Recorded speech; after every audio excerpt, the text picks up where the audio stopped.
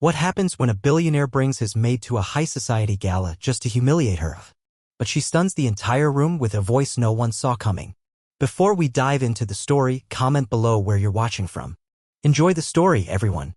The night pulsed with opulence and silent judgments, a realm where affluence cloaked every word and cruelty wore the perfume of charm. Inside the Heartway estate, beneath the glitter of vintage whiskey and murmured provocations, an idea emerged, a wager, a game, a quiet humiliation dressed up as amusement. In the private lounge of the Heartway residence, laughter ricocheted off velvet walls. The soft clinking of crystal glasses harmonized with lazy conversation. Beneath the golden light of antique chandeliers, a group of well-tailored young men lounged with entitled ease. Among them sat Richard Heartway, sole heir to the sprawling Heartway property empire. A man who wore luxury like it was sewn into his skin, entitlement etched into every movement. He leaned back, a knowing smile curling at his lips as he gently rotated the amber liquid in his glass. "You can always tell who fits in and who's just pretending," Richard mused, voice laced with wry amusement. "It's in their hesitation, like they're waiting for permission to exist." His closest friend, Julian Whitmore, chuckled, adjusting his platinum cufflinks as if to underline the point. "Exactly. The Highland City Charity Gala's perfect for that. It's never really about giving. It's about quietly putting people back in their place." Their companions laughed knowingly, nodding as the topic shifted to the upcoming gala. An invitation-only affair drawing governors, tech magnates, and generational wealth. It was a stage of glittering deceit where status mattered more than sincerity. "Who's your date this time, Richard?" asked Ethan Caldwell, raising an eyebrow. "The model from Milan? Or that actress who couldn't stop tagging you last month?" Richard's smile widened as he set his glass down. "Neither, too expected," he replied, leaning forward, a mischievous glint in his eyes. "Actually, I'm taking my maid." A hush blanketed the table. Then came an explosion of laughter. "You're joking?" Julian gasped, nearly spilling his drink. "You're seriously bringing your maid? That's priceless." "Why not?" Richard shrugged, playing up the absurdity. "Can you imagine? The gasps, the chatter. It'll be unforgettable." "Please," Ethan scoffed, shaking his head. "You wouldn't dare. That would destroy your image." Julian leaned closer, eyes sparkling with delight. 50 grand says you won't go through with it." Richard tilted his head in mock contemplation, then flashed a grin. "Deal." Unnoticed, or so they assumed, Lilit Marquez stood near the bar, tray balanced gracefully in her hands. She'd become adept at tuning out the arrogant musings of Richard and his clique. But this landed differently. She heard every word, clear and sharp. Her fingers tightened on the tray, though her expression remained calm, her posture refined. 2 years as a maid at Heartway Estate had taught her how to become invisible. Quiet. Unassuming. Now she was their entertainment. With measured grace, she stepped forward and refreshed Richard's glass. He didn't acknowledge her, too enthralled by the thrill of his own ridiculous idea. As she turned to walk away, Julian called out, still riding the high of the joke. "Hey, Lilit, start practicing your curtsy. You're going to be gala royalty." More laughter. Lilit walked away silently, back straight, chin lifted. But somewhere deep within her, something shifted. Lilit Marquez had learned long ago that dreams were delicate things. They could dazzle you with hope, fill your lungs with light, and then, in a heartbeat, collapse beneath the weight of reality. She had once been a child of music, raised in a cramped apartment above her family's corner store in Eldridge, a historic neighborhood in the city of Highland, Massachusetts. Her world had been modest but full of harmony. Her mother hummed folk songs while preparing dinner, her father's soft whistling accompanied each repair job around the house, and Lilit used to sing. Her voice had drawn attention even on busy sidewalks. Teachers noticed. A retired music instructor had offered to mentor her free of charge, recognizing the rare gift in her tone. By 16, she'd earned a full scholarship to the prestigious Leora Conservatory of Music. For the first time in her life, she had a space where she felt she belonged. And then the storm hit. A rain-slick road. A careening truck. 2 lives lost in the blink of an eye. Scholarships didn't pay rent. They didn't buy medicine. They didn't take care of Mateo, her younger brother, whose spine had been injured in the crash. At 17, Lilit walked away from music school. At 19, she became a maid. By 23, she had mastered invisibility. She worked tirelessly, sent money home, and never complained, not even when Mateo's braces needed adjusting or the bills stacked like bricks on her shoulders. She had learned how to survive without singing a single note. So when Richard Heartway handed her a gilt-edged invitation to the Alderhall Grand Gala, she could only stare in disbelief. "What is this?" she asked, her tone guarded. Richard lounged lazily against the marble island in the estate's designer kitchen, the usual smirk playing at his mouth. "Exactly what it looks like," he said. "You're coming to the gala with me." Lilit narrowed her eyes, fingers tightening around the card. "Why? Does it really matter?" he replied coolly. "It's not a request." He turned to leave, but she stopped him with quiet defiance. "I don't belong there." Richard paused. He turned his head slightly, as if amused. "That's the point," he said smoothly. "You'll be the centerpiece." A bitter heat flared in her chest, but her face gave nothing away. She dipped her head. "Yes, sir." He left satisfied, unaware, or perhaps uncaring of the bruise he had just pressed deeper. Richard Heartway had never tasted hardship. He never had to think about rent or hospital bills or whether the fridge would be full at the end of the month. Born into wealth, he had grown up in elite prep schools and chauffeured cars, shielded from the grit of real life by marble columns and private security. His father, Victor Heartway, had carved out a real estate dynasty from the ground up. Hotels, skyscrapers, exclusive residences, his empire glimmered across state lines. Richard had inherited the spotlight without ever having to earn it. He was expected to take over one day. But Richard had no interest in boardrooms or spreadsheets. Life, to him, was a curated set of experiences, laced with sarcasm and indulgence. And this ridiculous bet with Julian? Just another form of entertainment. He barely thought of Lilit after that kitchen conversation. Instead, he texted his assistant to arrange everything: wardrobe, stylist, etiquette coach. Someone would fix her. The absurdity of it all only made it funnier. Throughout the day, his phone buzzed nonstop. "Julian, bro, you're seriously doing it?" "Ethan, Gala's going to be historic. I almost feel bad." "Julian, tell her not to steal the silverware." Richard chuckled at his friend's remarks, replying with smug emojis and dry wit.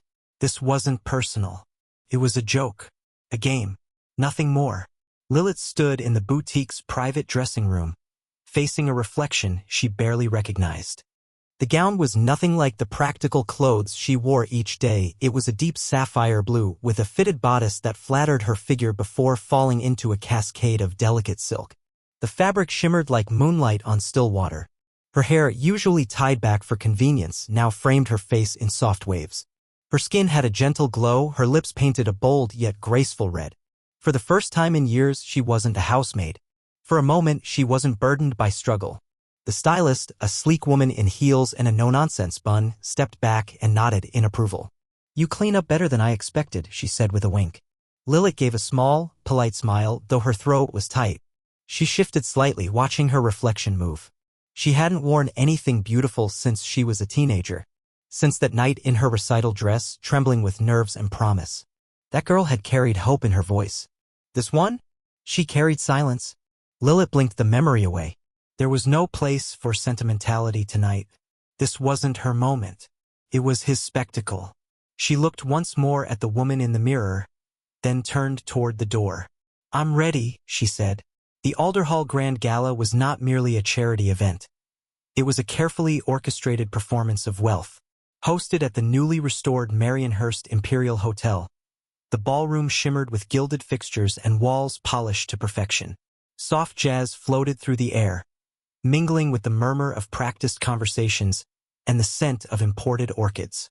The elite of Highland gathered in clusters, comparing vacation properties and investment returns behind thin masks of social nicety. Into this world, Lilit Marquez stepped, elegant, silent, and entirely out of place. Her heart thundered as she descended the staircase beside Richard. The stairs came fast, eyes narrowing, lips curling. Whispers ignited like wildfire. "Is that a maid? She must be his latest PR stunt. She's wearing couture, how quaint."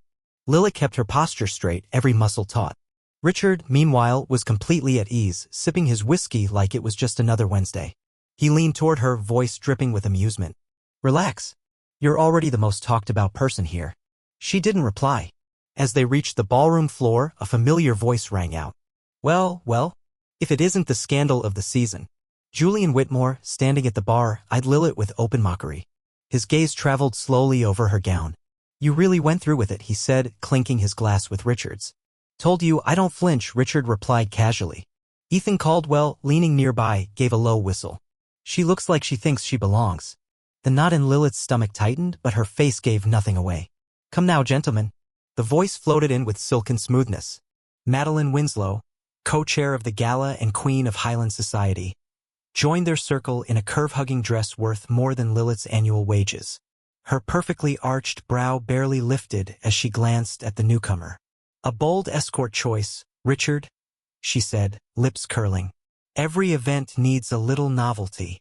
Laughter rippled through the group like champagne bubbles. Richard raised his glass in mock salute.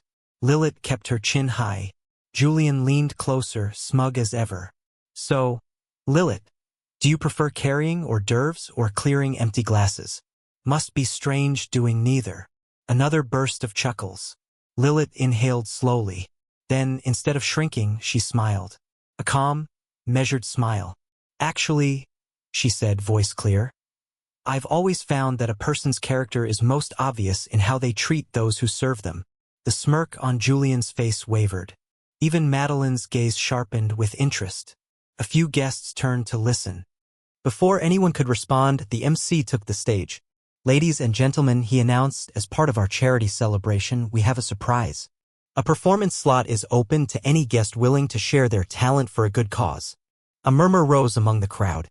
Then a voice called out from somewhere behind. I nominate Richard's guest. Laughter erupted again. Madeline's eyes gleamed. How delightful, she said.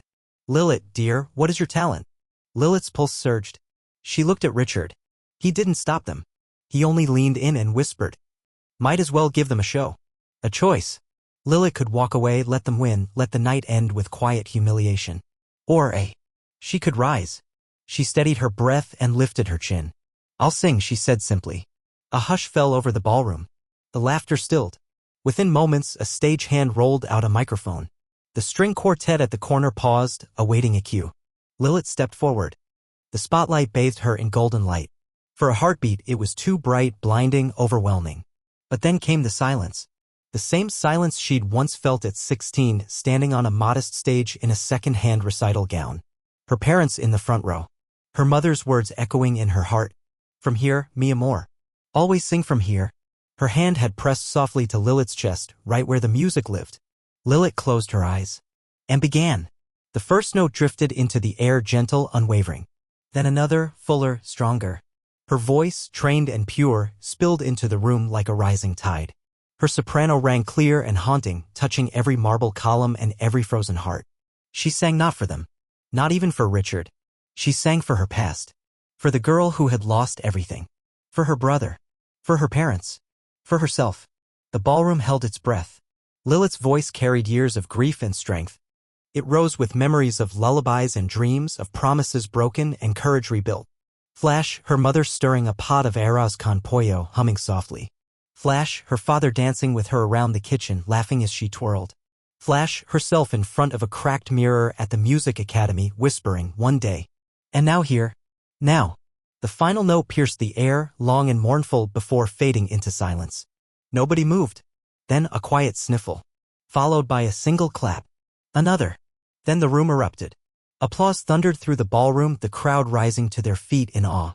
Faces once twisted in mockery now shone with wonder. Some guests wiped their eyes. Others looked stunned into silence. Even Madeline Winslow appeared momentarily speechless. But the most unexpected reaction came from Victor Heartway, the titan of Highland real estate, a man known for impenetrable composure. He sat motionless, fingers brushing his lips, his gaze glassy. Next to him, Richard Heartway stood frozen. Every smug instinct had drained from his face, replaced by a complex storm of awe and something far more uncomfortable, shame. He had meant to humiliate her. Instead, she had conquered the room. Lilit stood in place, trembling, overwhelmed. Applause continued, refusing to fade. Finally, Madeline stepped forward, her voice steady but touched with reverence. Well, she said. That was unexpected. And utterly transcendent. She turned to Lilit with something that almost resembled humility. My dear, a voice like yours must not be wasted. She glanced toward Victor, who nodded with rare solemnity. Madeline lifted her chin and spoke louder. I am honored to offer you a full scholarship to the Winslow Conservatory of Music. Gasps swept the ballroom. Then Madeline added. And with Mr. Heartway's sponsorship should you choose to accept it. Lilit's breath caught. She felt as if the world had tilted. A scholarship. A second chance. A future. She turned slowly, locking eyes with Richard. His expression was unreadable. Gone was the smirk, the ego, the mask. She didn't feel triumphant. She only felt free. Her voice steadied as she said, "I accept." And with those two words, the room shifted forever. Richard Heartway remained still, the roar of applause fading into a distant echo. The ballroom, with all its opulence, the chandeliers, the velvet curtains, the crystal, blurred into irrelevance.